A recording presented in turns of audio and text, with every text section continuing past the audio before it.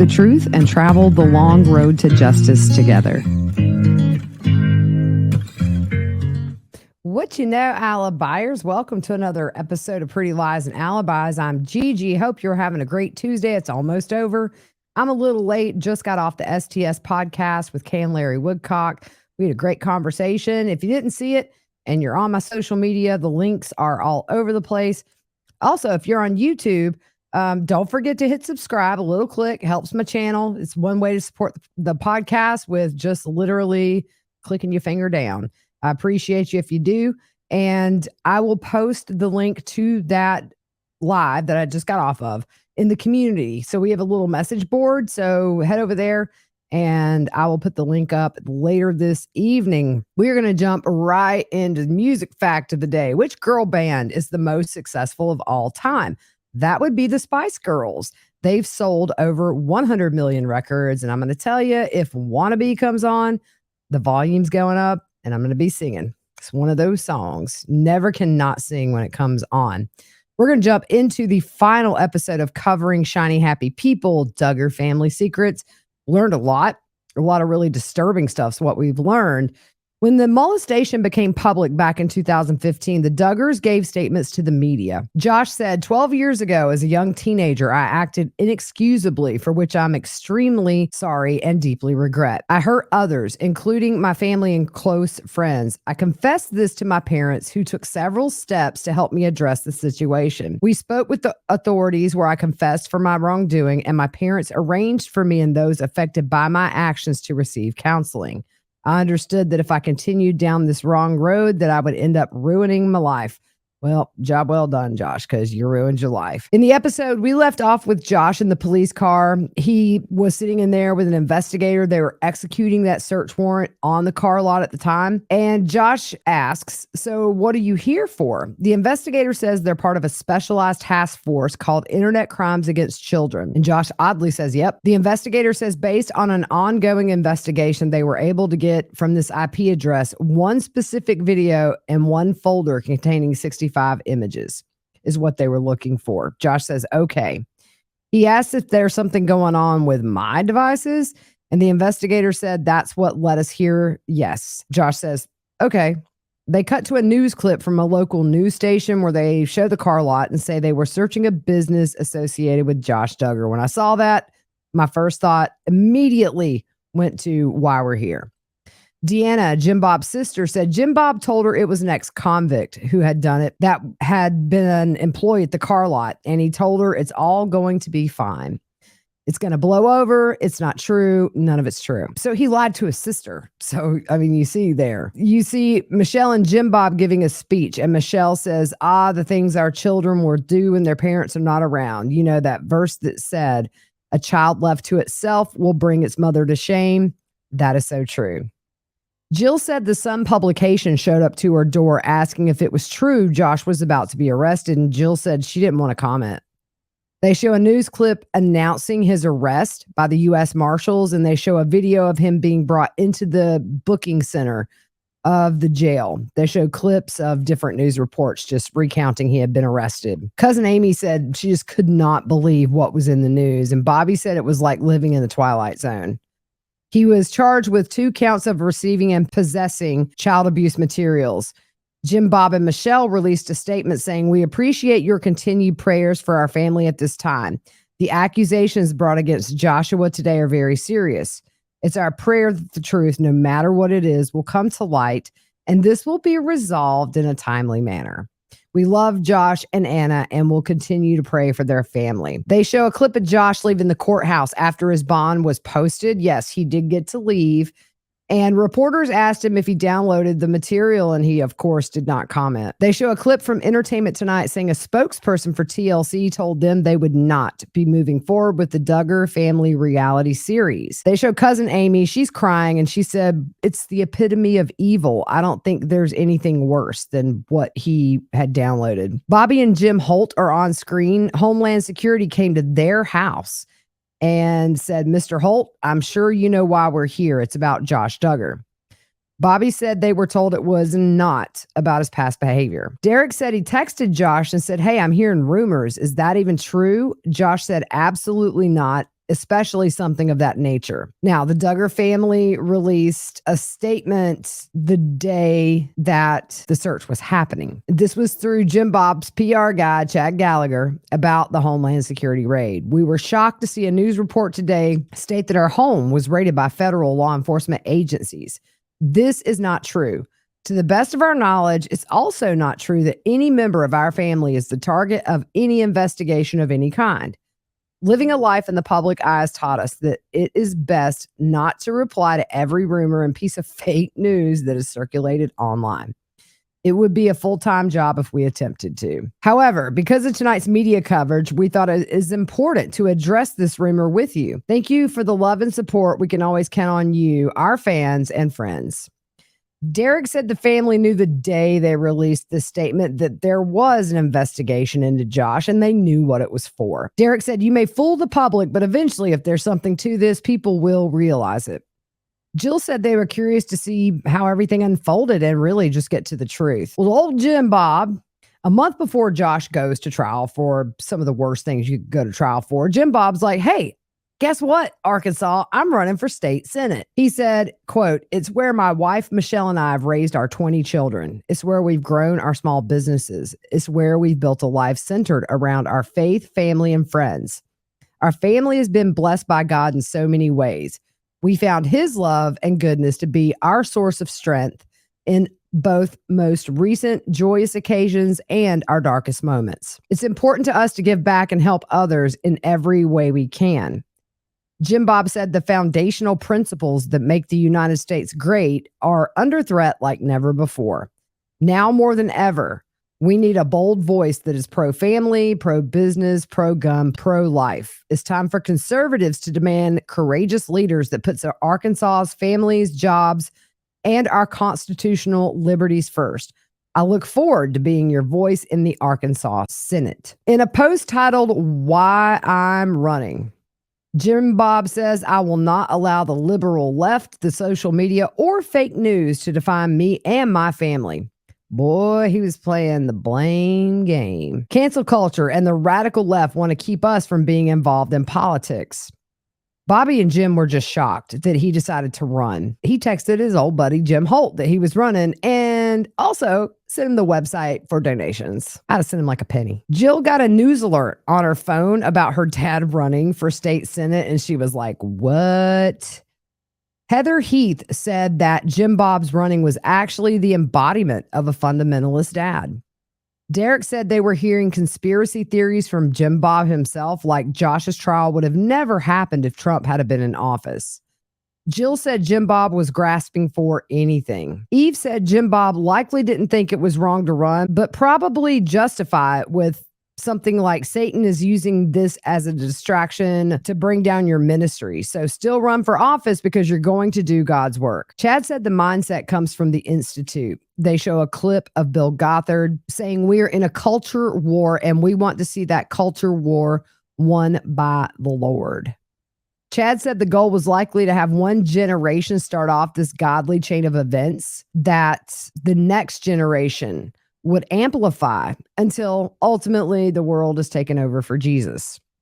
Jim Bob is heard saying, "You nurture your children, grow them, and then send them out into the world as strong as arrows to have an impact on the world." They show Josh being released on bond. He wasn't allowed to return to the marital home, so some close friends of the Duggars, LeCount and Maria Reber, offered a room for Josh at their home. They were deemed his third-party custodians. And what's interesting is that Maria told the judge she was not fully aware of Josh's past before agreeing to let him in her home. She taught music lessons inside her house. She would have children coming over. And obviously, she had to change locations to accommodate Josh living there. Josh could be around his children only if Anna was there and stayed the whole time. So we moved to Josh's trial, and Jennifer from Fundy Friday says that investigators were able to pinpoint the exact moment every time Josh downloaded those images. Now, Josh had a program on his computer called Covenant Eyes, which is a program that alerts a person that you designate should there be any browsing or visiting of pornography websites. It's a Christian-based software for accountability, and his accountability partner was his wife, Anna. Here's the kicker. Josh has always been very tech savvy, and he installed a separate system on his computer that bypassed the Covenant Eye software and also what's commonly used to obtain these images. What you would see if you booted his computer, essentially that front screen would be just all business related. It would look like it was a car lot computer. But what he did was kind of split his hard drive in half and installed this operating software that is used for a million other things that are for good, but is also used to download this nasty, evil stuff. Jim Holt testified he was actually present during a conversation with Josh and another witness where Josh was asking, how do you set up a separate partition in a computer? And this was way back in 2010. One of the federal agents who testified at trial said the material Josh had on his computer was among the top 5 of the worst he has ever examined. Cousin Amy said the things he looked at broke her heart into a million pieces. Jim Holt said it was horrible because you sometimes feel like you failed. By the way, Jim Holt has that 10-year order of protection against him by his wife, Bobby, now. The one thing I hope out of this documentary, and I don't think we'll see a mass exodus, but as awareness is brought into these cults, they're so shielded from the outside world. People that are in it probably are not going to watch this documentary. No way, no how. But, you really do hope that in some way, some of these people who have gotten free can talk to people who are still in it and say, look, there are ways out and you'll be fine. Let's just do it. But these people, it's a generational thing. They're raised into it. They know nothing different. So the desire to come out into the real world, which they're taught essentially is full of a bunch of demons running around and we're all going to brainwash you. I think it keeps everybody fear-based back at home and not raising voices. Bobby said when it's a friend who are doing such vile things and so wicked it hurts. She said, that's why I cry. They seemed like such good people, the sweetest family. The show portrayed them as perfect, sunshine and rosy, and she said she thinks people put them on a pedestal. But her and Jim knew there was such heartache that the Duggars had to put a face on. They have to be happy all the time and never show real emotion or deal with what could be rumbling inside of their hearts. Josh and Anna are seen getting into a convertible with a just married writing on the windshield. There's another couple in the back seat. Michelle says, we prepared him all these years for this moment, and I'm just excited about their future. I mean, temporarily, because it got real last year. Derek says there was an evidentiary hearing for Josh to determine what evidence would be allowed in his trial. The prosecution wanted to bring in the molestation of his sisters to show this was a pattern within him. Jill said obviously nobody wanted to testify, but she said she was prepared to testify against her brother, and in the end, ultimately, she didn't have to. Bobby Holt's testimony was pretty much all they needed. Bobby and Jim Holt, as we know, both testified, and Bobby said she felt it was important to acknowledge everyone in the room and everyone that might hear this. God knows I'm going to tell the truth. And I have to stand before him one day for what I say or what I don't say, for what I do and what I didn't do. So I did. I said, I do, so help me God. The jury got to see there's a pattern in Josh's life that began early on, and he was getting away with it over and over. And Jennifer from Fundy Friday says Bobby exposed everybody on the stand, testifying that everybody knew this was an open secret and he had molested several of his sisters and it was swept under the rug. Bobby said it was a huge relief when she finished testifying, and she said it felt like they had waited all these years just to be able to say that. And Jim says, and we were taken seriously. Bobby said at one point, Jim Bob told Jim that he was jealous. So what does Jim say? He says, Jim Bob, I wouldn't trade places with you for $1 bazillion. They show Jim Bob walking into that evidentiary hearing, and the person off camera says, morning, Jim Bob. How you doing today, sir? They go to a news report saying Jim Bob had testified about what his son told him. Jim Holt said at one point, the prosecutor came up to Jim Bob and she said, here's the police report. Do you recognize the things you said in here? Jim Bob, selective memory. I don't remember that. Cousin Amy said the fact he can't remember his own daughter's abuse makes her sick. Jim Bob was answering questions like, I don't recall, I don't remember, that was so long ago. And Jim said Jim Bob flat out lied. And the judge got mad and told him he couldn't come back because he had a bad memory. I went back through my notes from covering Josh Duggar's trial. I wanted to point out some very Jim Bob things that happened while he was on the stand. He was rude to the female prosecutor. Jim Bob was Josh's biggest supporter even on that stand because he said this was something for a young man to come forward. Jim Bob called the molestation a juvenile record and said, but you're taking into consideration that this was a sealed case and it was expunged by George Zimmerman, right? Later, he said, I can't remember when asked about the report. He called it tabloid information. He said, if you're using an In Touch magazine article as your case, I'm not going to allow it. Are you going to allow for that? He asked Judge Timothy L. Brooks. Judge Brooks said, if there's an objection to be made, someone will make it, but it won't be you. Prosecutors asked him to read the report, and Jim Bob says, I'm not going to do that.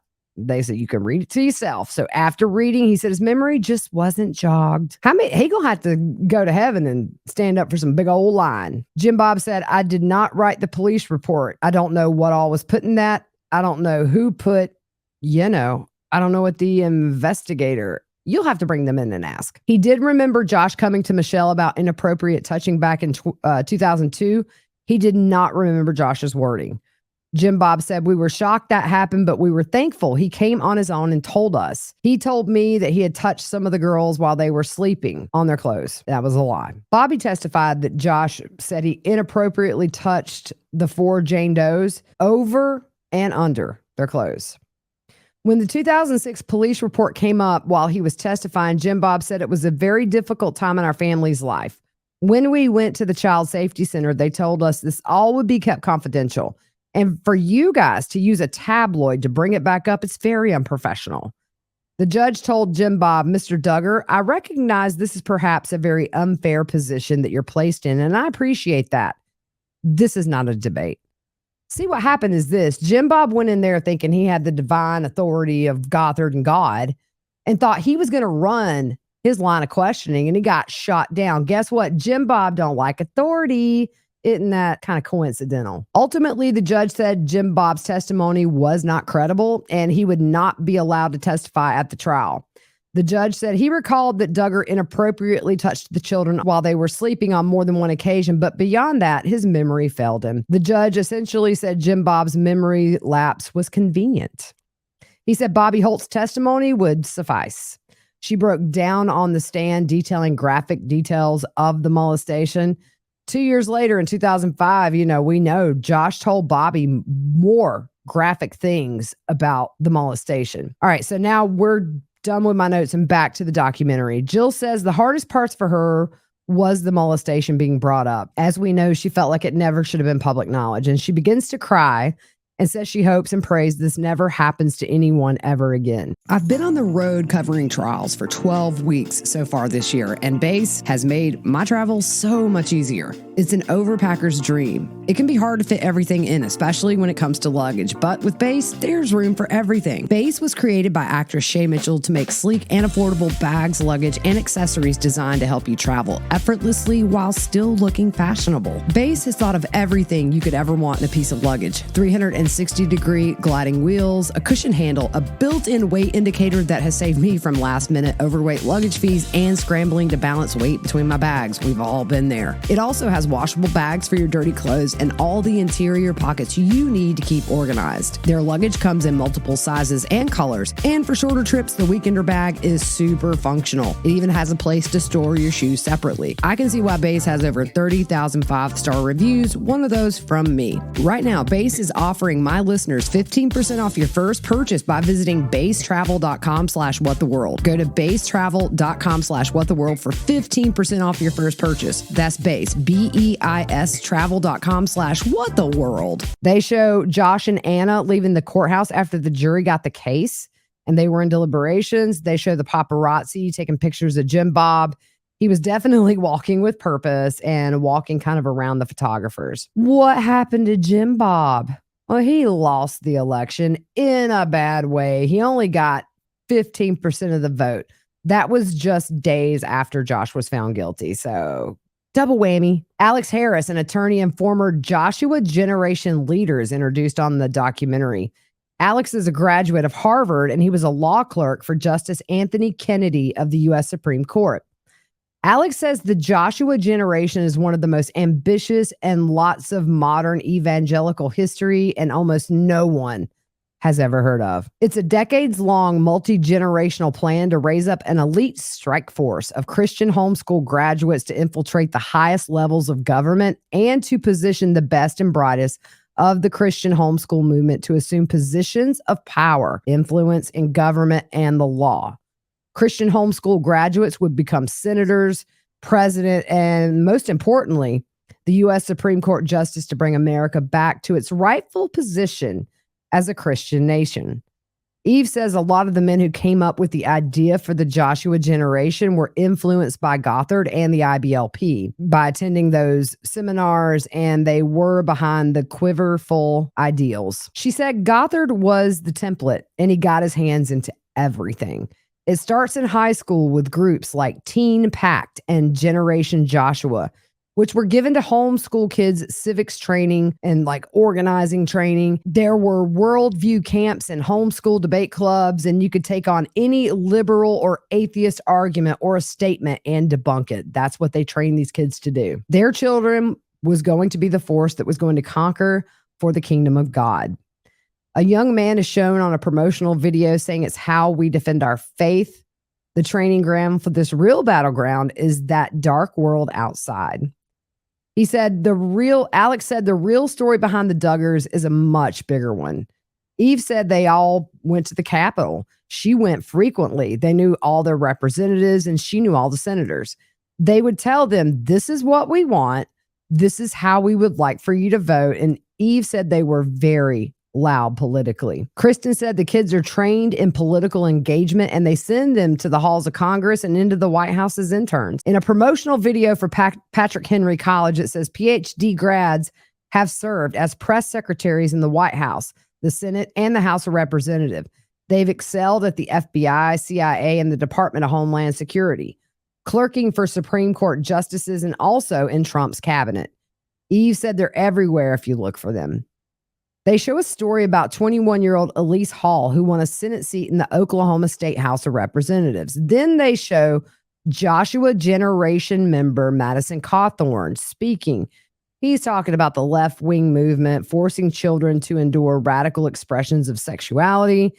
And he's had his own scandals. He's been accused of sexual harassment and being misogynistic, aggressive, predatory. And it's interesting because he was preaching about certain things, and then a picture was leaked of him in women's lingerie. He's sitting there preaching that all this is so wrong, and yet it's okay for him if he's had a few beers to get in some lingerie and take a photo shoot. Hypocrites. He got stopped at an airport for trying to bring a gun on board. You can't do that. And Kristen said that prominent men get caught up in abuse scandals, and the community, they're trained to just look away and move on. They showed Jed Duggar, one of the Duggar kids, running for Arkansas state rep in 2020. He's seen it on a campaign video saying he is a Christian and he will stand up for religious liberties. He also says, I'm pro-life and I will be an advocate for the unborn. Eve says they're encouraged to use whatever technology is available to further this agenda. They show the Duggars sitting down for one of those little sit-down interviews on their TV show. And Eve says, now you have influencer culture. They talk about these new Christian influencers on like TikTok and YouTube. And Chad said, social media almost seems tailor-made for fundamentalism because it widens the audience more than ever. There's a channel called Paul and Morgan, and they make Christian videos on life, love, and dating. They sit down for an interview on this documentary, and he says they met in an unconventional way for Christians. They met on Tinder. Maybe they're not IBLP, but there's some of these influencers. Jennifer says they're parroting these ideals of the older generation. Jennifer said that people like Morgan and Paul are peddling the same ideas. It's the same book, different cover. They show a clip of Morgan talking about the role of the wife being submissive, and she says, ooh, scary word. She said it's a choice to submit.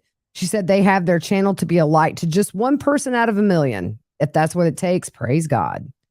They show a clip of an influencer saying, some of you guys may go to hell to be tormented day and night for all eternity. Jennifer says they're trying to present it as cool. And they'll show a young woman talking about like her 7 tips to speak femininely. Chad said he sees mainstream Christians posting this umbrella of authority graphic. I've seen it all across my Facebook, and he wants to go grab these people by their shoulders and say, no, don't post that. That was made by a cult leader. You wouldn't repost something by Charles Manson, would you? Good point. They show clips from all these Christian influencers, and Alex said they're the Joshua generation. They cut to the prosecutor announcing a guilty verdict for Josh, and Deanna, Jim Bob's sister, said her daughter, Amy, called her on the phone about the verdict, and Amy was told by her mom justice has been served. Bobby said she felt a flood of relief for the girls. They were never heard. Their voices were never heard. Bobby said her and Jim hugged for a few minutes because it was all finally going to come to an end. Josh was sentenced to 12 and a half years in federal prison. He just had 2 months tacked on for having a contraband cell phone. Jim Bob is seen leaving the court after Josh was sentenced, and he doesn't answer any questions. Walking with purpose again. Deanna says at this time she has not spoken to her brother, Jim Bob, about any of this. And she said he needs to apologize to a lot of people. Jill said Jim Bob controls a lot of things in the family, and relationships were already really rocky. Jill reached out to TLC asking for all contracts that she had been involved in. She said her parents had signed for a bunch of kids who were no longer minors, including herself. Jill reached the age of 18 in 2009, and it showed Michelle signing her name on behalf of all of their 52 kids in 2012. As the Duggars became adults, they were still listed as minors on that contract, and it was not corrected. Jill said everything in the family dynamic has shifted and not for the better. And Derek said we're on the outside with her family. Amy's husband, Dylan, says that they don't talk to them, and so they don't know what's going on. They find things out in the media just like we do. Bobby says she tries to look back at the Jim Bob and Michelle they loved. And Jim said it's hard because you've lost your best friend. Jill says it's going to change their family, and it already has completely. Amy brings out a notebook full of IBLP rules, and she took those notes in the living room along with her cousins, Jim Bob, sat them all down. The rules: values to be a good wife. He is your leader. Your husband is your leader. Loyalty can be demonstrated only in adversity. They show a clip of Josh and Anna on their wedding day. Amy says it teaches you that you have no way out, and no matter what they do, loyalty will shine through in adversity. And then cousin Amy says, how messed up is that? And it's true. They show Anna giving a speech. She's heavily pregnant. She says, be loyal to your God, your parents, and that authority, and be willing to love your spouse even when it hurts. They show a pregnant Anna leaving the courthouse after sentencing, not talking to anybody, asking her if she has a comment. Tia says this comes up with Anna a lot. Why can't she just leave? She has no education. She was chosen for Josh. Her duty is to be pleasing in every way, always, even if he's not there. Anna said in an interview that Josh was her one and only, and her only hope was to cling to her faith because in the stun and shock of everything, she was praying, God, help me know how to respond to all of this. The clip just shows her taking care of the kids. I mean, she's essentially a single mom right now. They show a home video of Tia washing the dishes, and she said in fundamentalism, suffering means holiness. She said she was trapped into the narrative of you're too happy, something's wrong. She said in October of 2007, her husband followed her around the house for 4 hours with a length of firewood, promising to beat her to death. Out of the blue, he says, I'm out of here. She had a voice in her head telling her to run, go now. So she got her kids, put them in the car because she knew he was going to his office to get his gun. She said if she had stayed, they would have been dead, and said she barely escaped, so she will never say it's easy to leave. Lindsay said Josh's trial has given her hope for a reckoning. There's a headline that says 5 women sue IBLP that has ties to the Duggars. Josh P. says later on Bill Gothard was added to the lawsuit. Then the next headline, 10 women sue former head of Duggar homeschooling ministry for sex abuse, alleging Gothard sexually abused and harassed them. The IBLP knew and looked the other way. Lindsay was asked about wanting to be a part of the lawsuit. Would she want to be? She said she was petrified and said no.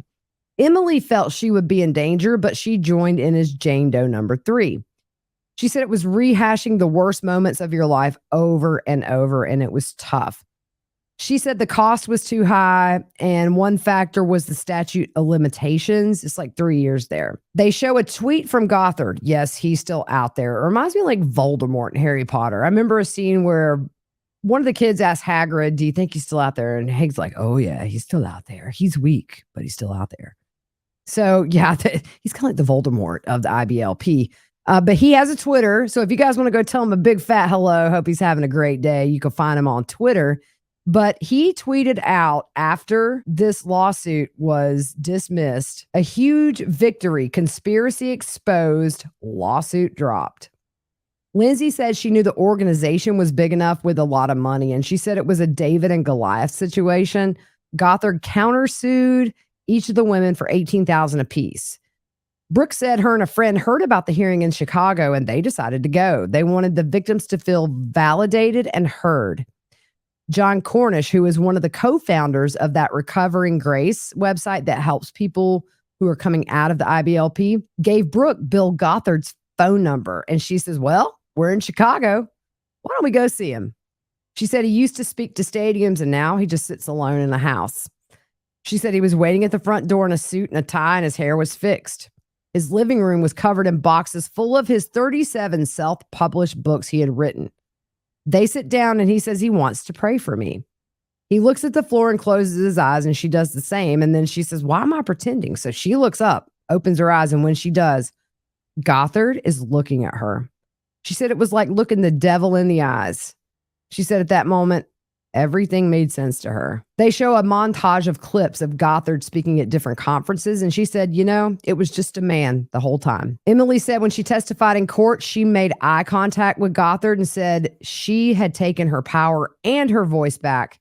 And after a day of testimony, a judge denied Gothard's sanction and found their testimony credible, so he lost. I don't know if that's a follow-up tweet after that. They show a video of Heather FaceTiming her mom saying, if you go on the website, it says ATI was a homeschooling program from 84 to 2001.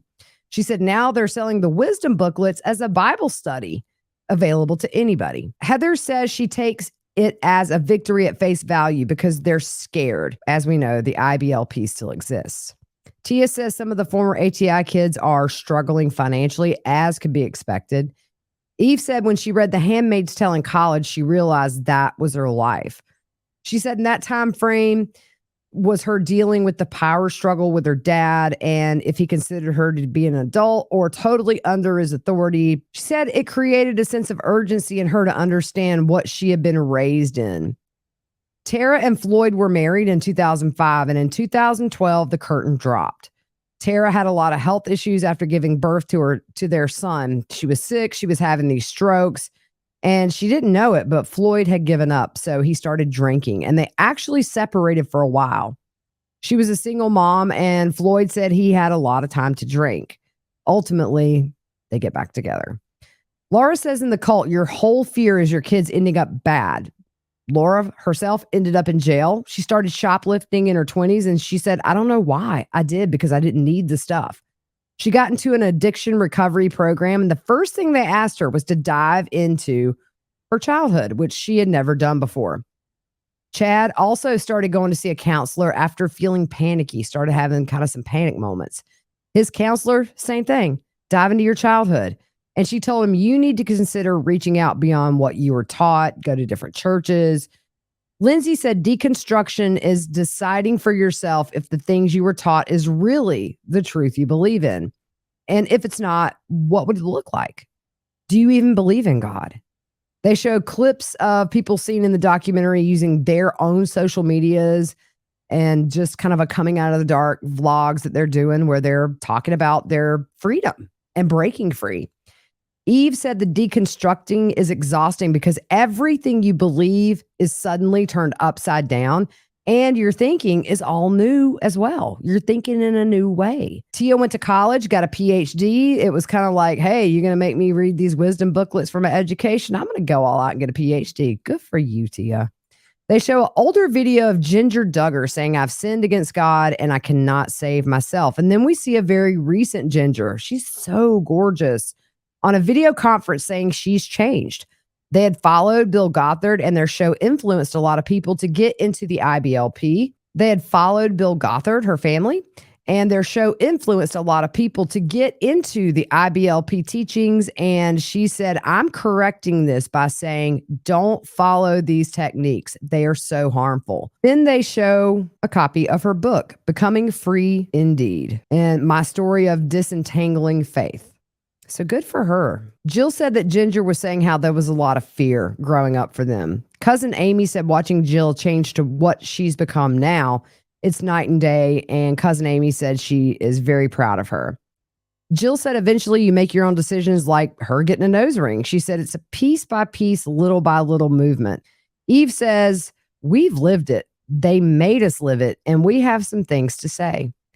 They all talk about how far they've come. And Lindsay cries as she says she wakes up and thinks, this is my life. I made this for me, and nobody told me that I could or could not. She said it's weird the things she thought she would cry about, and she didn't understand that a lot of times the things she thought she would be fine with are hitting her harder. Tia says when you make it out and you're out there flailing like a new little fish, there are people that catch you. The universe catches you. Chad said those who lived through the hurt and abuse had to watch it as people celebrated this on TV, but he said they didn't have their stories told. Jill said victims should be protected and cared for. She said your story's out there and you want control over what they look like. Chad says we were what they most feared, and all they, meaning the survivors, all they had to do was talk. Bill Gothard declined to comment for the documentary and also denied all the allegations against him. So there you go. That's all 4 episodes summed up in 4 parts. And I'm glad you guys have found this useful. It was disturbing to go through this and to really focus on this and rewind and hear it 50 times, but it needs to be told. Anyways, that's it. And I will be back with you tomorrow. I'm going to take tomorrow to update on some cases we've been following. The Corey Richins bond hearing, I want to go through that. Lori Vallow has her hearing on Thursday. We're going to go through what they're asking for tomorrow. Tomorrow's going to be just a very big, quick catch-up episode. Letitia Stout, I'm going to really put the gas on that trial. We're going to hit the most important parts. I want to get the facts out about what happened to Gannon. I don't really care to get into the multiple personality shenanigans that Letitia tried to pull. It's never ending. It's predictable. She tried to play insanity, but she made some really calculated decisions when she murdered, cleaned up, and disposed of Gannon. So we're just going to get into the facts and tell his story. I don't care about Letitia's made up story. So that's it for tonight, guys. We will see you soon. Hope you have a really, really good one.